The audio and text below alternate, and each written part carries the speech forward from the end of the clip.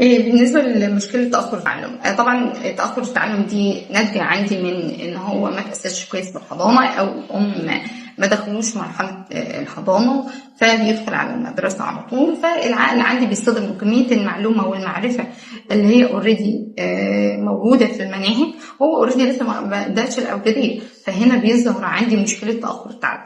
ولكن لا يوجد مشكلة عندي في الذكاء، بالعكس ممكن يكون عندي متأخر في التعليم أعلى من المتوسط في الذكاء عندي، يعني أعلى من 90 أو 90، فمبقاش فيه مشكلة.